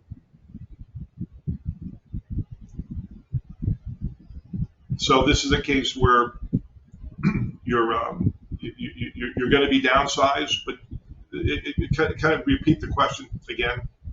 Yes, I'm going to be laid off, and I don't want to leave before I get my severance. Great question. So many times, if you're going to get laid off, it's a timing issue. And yep. And look, here's the thing: you don't want to start too early, but you don't want to start too late. Yep. And typically the cycle is going to be 60 days, right? In the best scenario. And if you can get the timing done where you have a job offer, and then it's a matter of a start date. So if the normal process is 60 days just to get that job offer, and then you put out another 30 days for a start date, that's a 90-day window. That's kind of the goal that you're trying to achieve. But I will tell you this, for most of the clients I've worked with the last 15 years, for companies who love you, who want you, they're willing to wait for you. Maybe that additional 60 days. I've seen people wait for as long as 90 days. But once you get to 60 days plus, then it starts to get a bit questionable whether they're going to wait that long. Yeah. Okay. Okay? Yep. Thank you. Now, let me tell you some pitfalls of what not to say to any of these recruiters, whether it's consulting, contingency, or retained. Hey, I got the job offer last week. I turned it down. Yeah, that wasn't, that wasn't for me. If you said that to me as a recruiter, you're damaged goods. Put you in my notebook. You're last now on my list to call.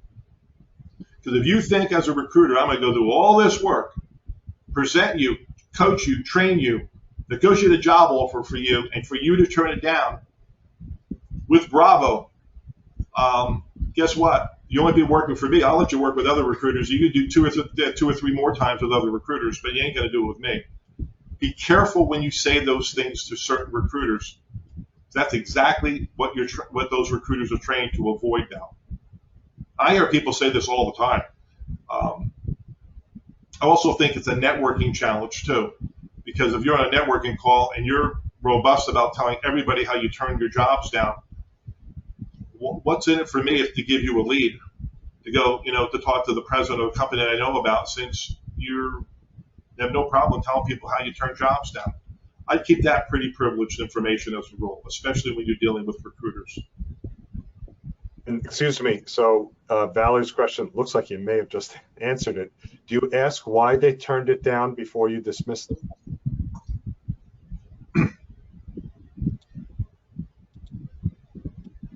I would say no matter what the answer is, I'd not bring it up to anybody. Because no matter what that answer is, it won't be a good answer in a recruiter's eyes.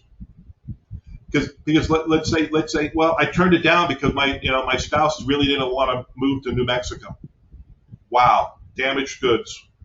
Well, I turned it down because it was $50,000 lower than what I was expecting. Well, why didn't you ask for the right amount up front? And we would have saved all this aggravation. Well, I just turned it down because I heard the culture's not as good, and you know what? So no matter what the answer is, I just say it doesn't bode well in the recruit. I'm not saying you're wrong for turning it down. Don't get me wrong. I'm glad people turn down job offers. Don't get me wrong. I'm just saying in the world of recruiting, be careful how you state this. I'd rather just keep it quiet. Now here's another pitfall. Hey, I'm working with a lot of recruiters. Now, I would say this hurts you more so in the contingency world, because if you're working with a lot of retained recruiters who have exclusivity, that's less of a concern. But if you're a contingency recruiter and you told me I'm working with a whole bunch of recruiters, chances are I may put you lower on my list of people to want to work with. Now, if you said to me I'm working with just a handful of recruiters, I might feel much better about working with you. Pitfall number 3. Hey, I'm spending most of my day marketing myself, and a whole bunch of people have my resume. Another way to shoot yourself in the foot, especially with contingency recruiters.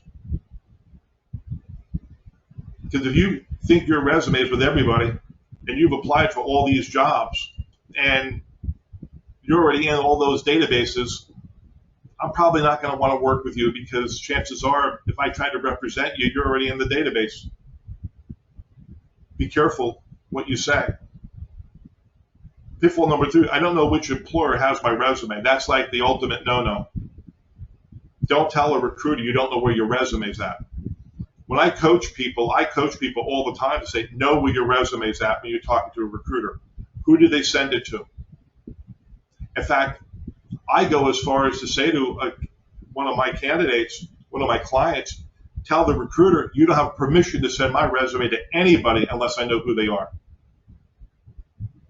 And that's a way for you to keep control of where your resume's at. But if you tell a recruiter, I don't know who has my resume, that's a little bit like saying, it could be anywhere. And recruiters don't like to hear that. They like you to be in control of your job search and to know who has your paper. Now, this is the big one. Make sure you're 110% committed if you're going to be moving or commuting before an interview. This was such an issue for me that towards the end of my recruiting, believe it or not, if I was interviewing someone and a candidate and I thought you were a really good fit, yeah, I'm ready to move to Oregon. I'm ready to go.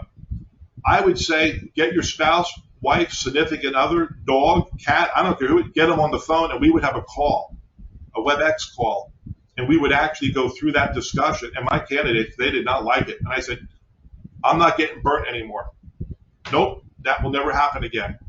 I don't believe you when you say you're going to move to Oregon when you lived in Boston your whole life. I'm going to have to have insurances way past you telling me.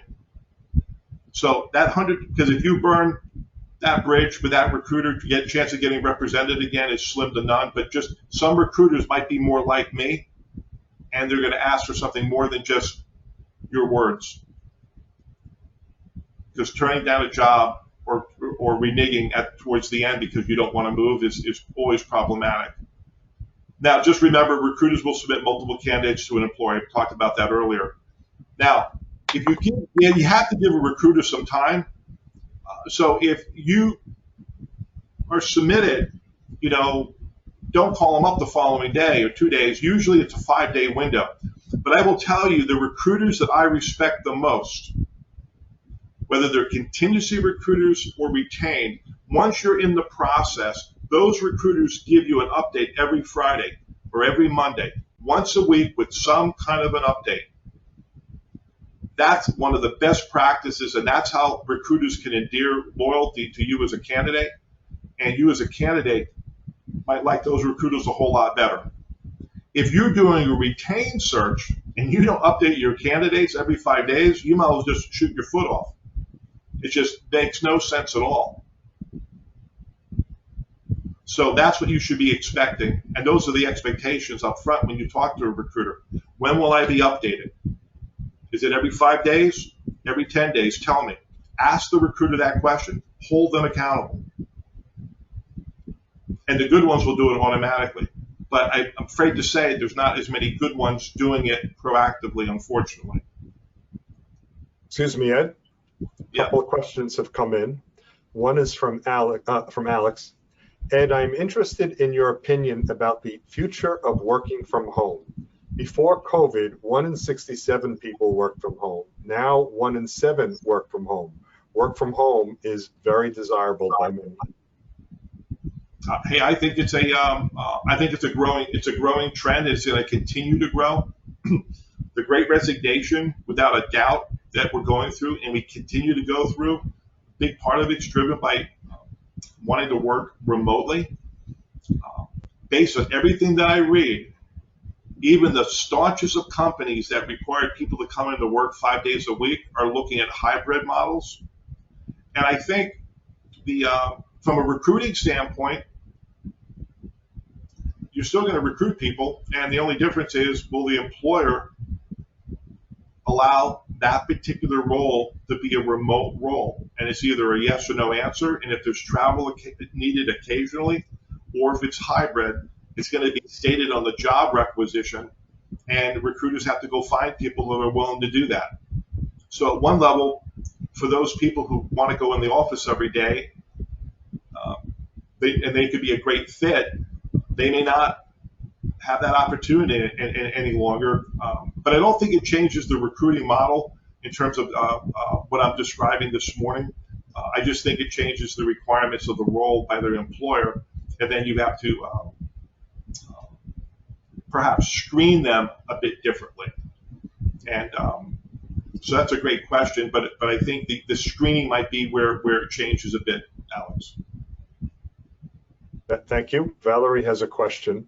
If you have to know where they are sending your resume, then aren't we back to recruiters don't want to tell you where they send it so you don't submit yourself? Yeah, it's one of those things with the chicken and the egg. In the end, as a recruiter, I would talk to somebody, and the longer I talked to somebody, I would get a feel of whether I thought I could trust this person. And if I thought I could trust them, say, well, you know, if I submit you, and if I tell you the name of the company, can I trust you not to talk to any other recruiter and not to apply for the job at that particular firm? And they would actually look at me or talk to me and say, Ed, you can trust me. It won't happen. Good, because I'm going to represent you with everything I got. And we work together on this as a team. And if I got a really good sense from a person that trust was genuine, then I would share the name of the company. And that's my best answer, David, in terms of working with a recruiter to give them that assurance. Terrific, thank you. And Edward has a question. Do recruiters ask for money from the candidate? Is there a recruiting firm dedicated to people in transition which should be contacted to assist with the job search or executive job search, which takes into account the possible concern by the candidates that they are on a fixed/limited budget during transition? How does one balance personal job hunting and job hunting with a recruiter? So here's my answer. I don't believe any of the firms we're talking about, recruiting firms, retained consulting, should be asking you to pay them anything, just as a general rule. And that's because these people are getting paid a full fee by the employers. Any recruiting firm that's asking you to pay them a fee, in addition to the fee that they're going to get paid by the employer, I've heard all the arguments, and I could name some of the firms out there that try to do this, and they even disguise some of the work that they're doing. But the net of it is, I'm even okay with that, just so when they get paid the fee, you as a candidate get reimbursed the fee that you just paid the recruiter. And you will see many recruiters don't like that. They want to dip out of both sides of both sides of the pool. And so I'm not a fan of it, David. Okay, thank you. Now, here's another thing that happens at some of the larger recruiting franchise firms in the U.S. A recruiter may decide to market you to firms without disclosing your name to garner interest, create a job, and then fill it with you. So what happens with those recruiting firms that do not have contracts, and they're short on contracts, but you're a great talent, they can actually take your resume, and that's why I always say send a recruiter the PDF, not the Word document. And if the recruiter wants to modify your resume, make it a little bit harder for them to do that by taking your name off the top, disguising, Joe Smith, Sue Smith up top, and sending it to people, say, hey, are you interested in this potential candidate? Because this person's got a great talent. You might want to hire that person. So that happens, and it's a trained affair that recruiting firms do, especially contingency firms. Where you have to be careful on this, and where it gets you in trouble, is sometimes what they'll do is not take your name off, but they'll actually market your actual resume itself with your name up top. But what will be attached to that email will be a contractual document, one page that says if you open this email and you decide to do anything with this client, you are contractually bound to me and my fee. Wow. So if you have recruiters doing that behind the scenes on you, be very, very careful. And that's one of the reasons I say to you, make sure the recruiter gets your permission before they present you to anyone. Because in that particular case, they open that resume and they see that fee and they decide to talk to the recruiter or you, Or they decide not to talk to you, but you go to apply for a job 30 days later. And you didn't even know the recruiter did this. See, these are the things behind the scenes that you have to be careful with that happens that could be impacting you that you don't know about. And the best way around this is just ask the recruiter, don't submit me to anyone unless I know who they are. And if they say, no, I can't promise you that, then that might be a recruiter you don't want to work with. Just remember, any of these recruiters, including the retained recruiters, I don't care who they are, they don't control your ability to network and build relationships with a hiring manager. They don't. They can tell you they do, but they don't. I always say, though, that if you're in process with a recruiter, no matter what kind of recruiter, you're in the process and they're bringing you along, I encourage you not to engage a hiring manager, because let the recruiter do their thing to represent you well without trying to upset the apple cart. Now, if you don't make it, then you can certainly, engage the hiring manager, but give that recruiter that window to really represent you well without you having to do any kind of end around to the hiring manager early. But at the same token, if they don't have any jobs with that particular firm and they typically place people with that firm, I'm all for engaging hiring managers and building that relationship, even though they might work with 2 or 3 or 4 contingency recruiters. Because quite honestly, if you have that relationship and they have a need and you can fill that need, guess what? They don't have to call the contingency recruiters at all to pay a fee. They would just hire you directly, right? So there's no downside to that. And that's exactly what I thought. Be careful of doing end arounds when you're actively being submitted. But if you get a clear no-go, hey, I submitted my application, I submitted my, my resume, the contingency recruiter submitted me, and you know what? I got a no-go. Well, doesn't stop you from picking up the phone and engaging the hiring manager.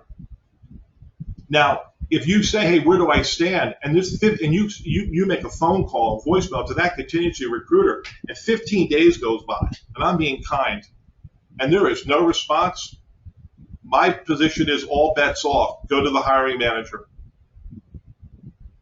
Now, one other thing I just want you to be aware of. This is all a trust affair when you think about dealing with any one of these kind of recruiters. If you talk to a recruiter, they're a contingency recruiter, you say, hey, you know what, I'm going to submit you on Monday. Let's say it's Wednesday. Yep, I'm going to submit you on Monday. And then that particular contingency recruiter talked to 10 other people. They found 3 people better than you. You're hoping that they submitted you on Monday. And the ones that didn't, with integrity, will call you up and say, I couldn't submit you on Monday because I found some other candidates that, an upper hand. Others will say, yep, I submitted you, and they were true. They submitted, everybody they spoke to on Monday. Where the challenge is when you assume they submitted you on Monday and they never did. And by the way, and then you never heard. And that's when I say, after 15 days, everything goes silent. Go to the hiring manager, and you may find out sometimes they never even saw your resume from the very recruiter that told you they submitted you. Now, I always hope and trust that the recruiters out there just don't blatantly lie to you. But I'm also done this long enough. I've seen too much where there's no guarantees, and they get paid a fee for submitting the best candidates. Not every candidate, right?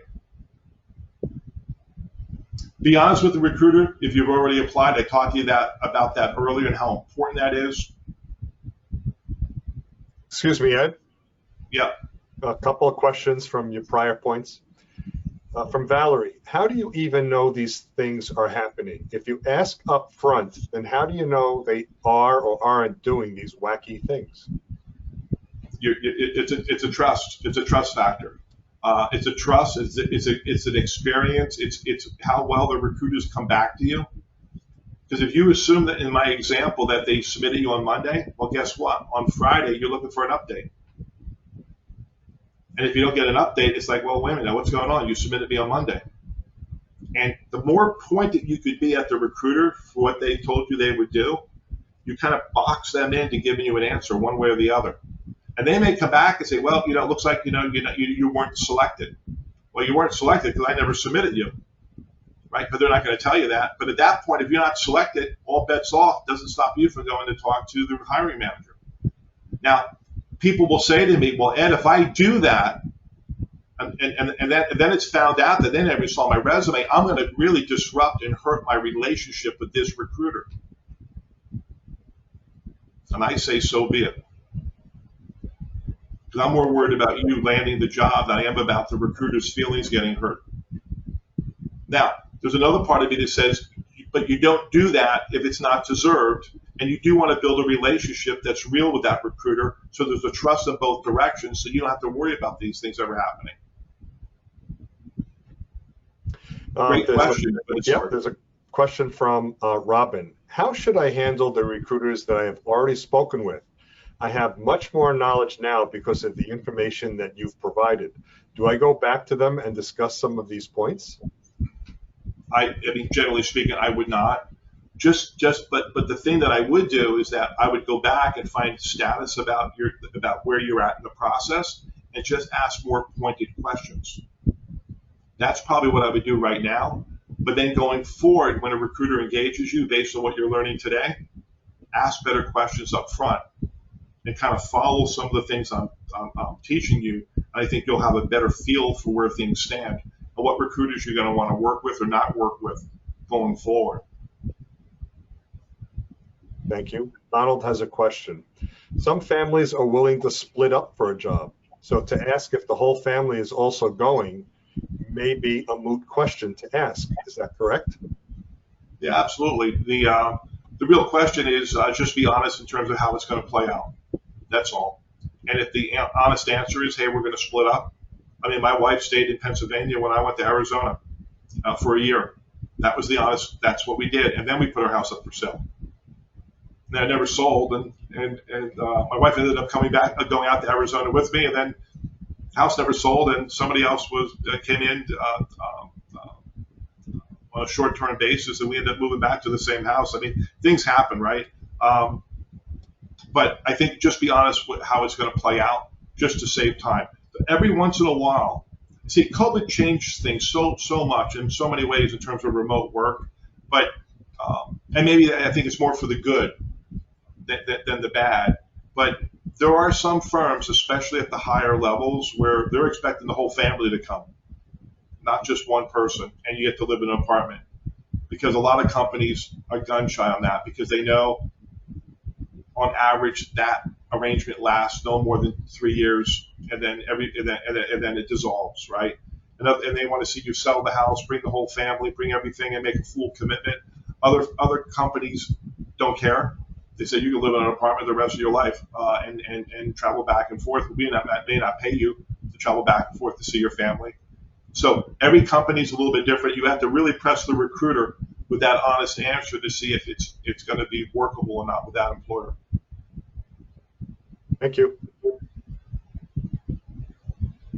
Now, this is something where a common mistake is made, and this is it. Bring your A game to all recruiter qualification discussions, even at networking events.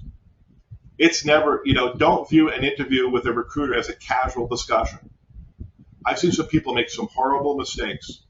When I was doing retained recruiting, if you were a candidate on the phone with me, by gosh, you better bring your A game. You want to be sloppy? You want to throw slang words at me? You want to be disrespectful? You could do all those things to me, but I got news for you. There was a price that those candidates paid with me because I said to myself, how is this person going to be representing themselves in front of this really senior role, filling this senior position?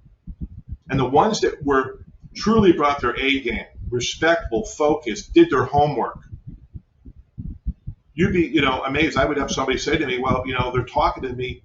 They hadn't even read the job description. They just applied for the job, and here I am, the recruiter, talking to you, and you haven't even read the job description. You couldn't even answer the most basic of questions. And it's like, and you want me to represent you? I don't think so. So be very careful. Bring the A game. And there are some really, really sharp, I've been at some networking events for some really, really sharp, some of the best, Korn Ferry and other search consultants, really some top guns. And you watch the interaction that takes place with some people, and it's like, oh my goodness, don't do that. Don't say that. You're putting yourself in a hole, because these folks are looking for, you to play the A game, even in what might feel like an informal networking event, because then they might have a job for you in the next month or two, and they're remembering the conversation that they had at the networking event that was not professional. So be very, very careful. This is something that's asked for by a lot of recruiters, and the candidates that did this well for me, I always respect it, and they always got kind of a higher mark. If you had 5 job changes, you could do a nice little summary, write it out, send it to the recruiter after you get done talking to them, so it explains it, because those recruiters have to explain the same transitions to the hiring manager when the recruiters ask the question. You have to remember, many times a recruiter, when you get submitted to a job, and they have a personal relationship with the hiring manager doesn't call you up and say, hey, there are questions I have for you.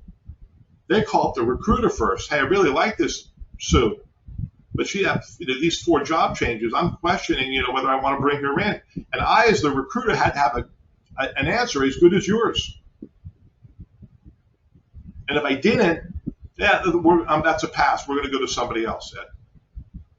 So that point is always, you could always bodes well if you do that well, whether it's a retained contingency recruiter in terms of the job changes. If not initially selected, recruiters will typically not be able to personally respond to you simply due to the work volume. Again, 94% of the time, it's probably the number one complaint of third-party recruiters, bar none, is communication is horrible. And I can understand when you submit yourself into a role that you're really qualified for and you never hear anything. Or all you get is a computer note back, but you never hear anything.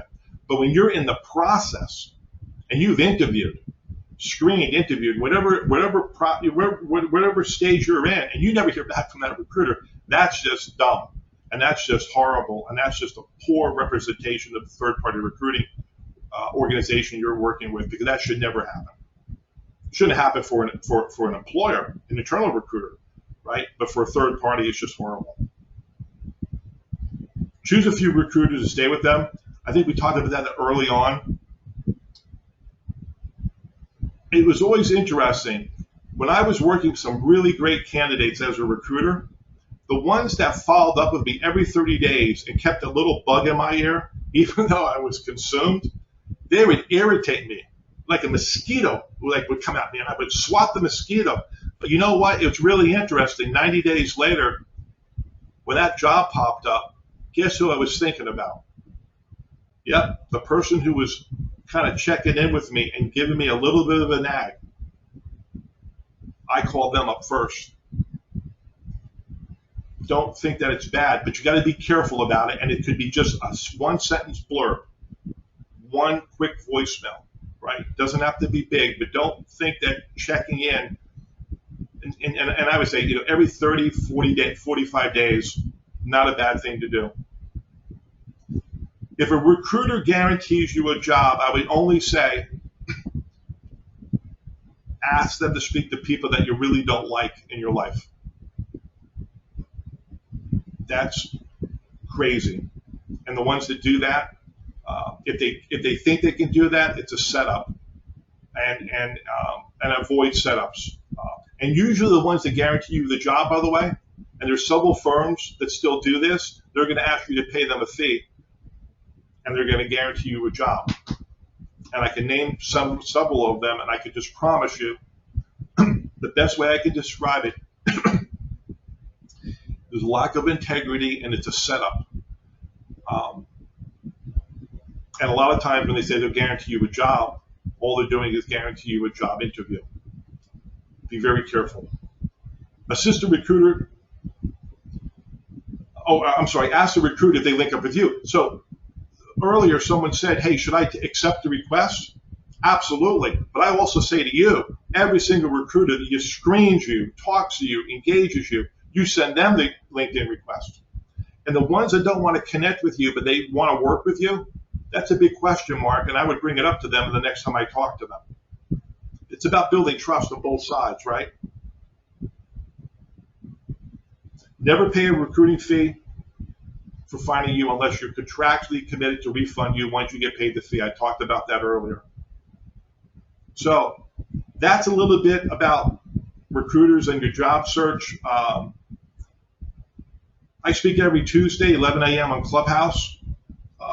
I'm doing an entire series based on International Women's Month. This Tuesday, we'll be talking about women franchise owners. Next Friday, I'll be at Lehigh Valley Professionals talking about reassessing your career and all the steps to do to reassess your career. But I probably have 20 speaking engagements in the next 60 days. If you go to my website and just click on events, you'll see it there. I also have a job search assessment. If you want to go again to my website, click on services, you'll see a free assessment. It takes about 10 minutes to do. It might give you some ideas.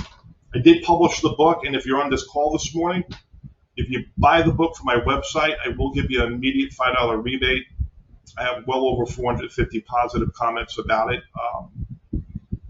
And that's a little bit about me. Feel free to connect with me. I have about 26,000 direct connections on LinkedIn. And I'm going to go, close now and stop sharing the screen, and let's see if I can make that happen.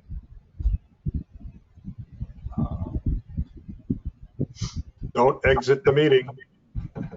So don't worry about not sharing. Yeah, so thank you so much. This was such a tremendous resource of information. And so for anyone that has a question, last minute question, here's one coming in from Donald, but if you do, post that. And also in just a moment, once the meeting formally ends, we're going to keep the session open, even though we will stop the recording, but we'll keep it like hanging around the meeting room. So if Ed is able to stick around, you could speak with him, or you could just talk through issues together. Anyway, so here's a question from Donald. Any pointers on selecting or weeding out recruiters? Wow, I get that question a lot, and there are some that I've built relationships with over the years that I could recommend.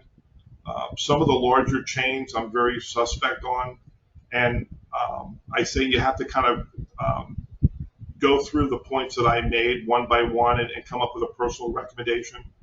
I think it's there's so many recruiting firms out there. If for anybody that's on the call, you probably heard of a website called iRecruit, i-recruit, and that's the website where it's kind of like the big repository of all the recruiting firms that are out there around the country. They cut it by geography, they cut it by industry type, and so I kind of refer people to iRecruit as a way to and then reach out to the principals. If you have a previous relationship with people, that's a good thing. As strange as it may sound, if you go after a recruiting firm and you want to work with one individual recruiter, go look at their recommendations on LinkedIn. If they have none, that speaks for itself. If they have some, then they should have some. That's a big thermometer for me in terms of, especially if you're talking to somebody who's an unknown. Yeah, there's the site. Thank you for sharing that. So yeah, I wish I could give you a list to go to, but it's tough. And Eric has a question. This is, I guess, a follow-up from earlier in the presentation. Can you quickly review again how to spot ghost jobs? And you said it was real hard. Well, a ghost job, right, is they're not going to name the name of the employer. It's going to look like any other job. Hey, we are recruiting for, and here's the job description. And then what happens is that you can't pinpoint it's a ghost job just to face value. What will pinpoint it is that when you have the discussion with the recruiter, it's the questions you now ask them. Oh, okay. When are they looking to fill this position? Can you give me the name of the company? When's the last time you spoke to the hiring manager? And when you get really pointed on those questions, and they can't give you good answers, well, and then what happens? You're pretty smart. You're going to say to yourself, oh, so it sounds like you're recruiting for a role that won't be posted until October of this year. And then if they're honest with you, they come clean and say, yeah, you're right. We're trying to pull some candidates together, and yeah, the role's not there. And that's why when they ask you give me a list of your references, it just drives me crazy. Because then not only are they being disingenuous with the ghost job, now they want to kind of take a piece of your hide in right up front when it's not even needed for their own benefit. So I wish I could tell you there's an easy way to spot them, as much as they're masked pretty well. And the only way to get at it is by asking them the pointed questions if you're pulled in. Okay, thank you. Ed has a question. Some recruiter sends an email to me at my company email unsolicited, and I'm not part of the hiring process. I don't want to seem unprofessional, so I forward them on to a HR email address. Does that sound right? No, I mean, you're saying a recruiter's you're working for a company and that they're actually trying to engage to recruit you using your own work email? Is that what I'm hearing? Ed, if you want to just clarify that real quick, go ahead. Unmute and go ahead.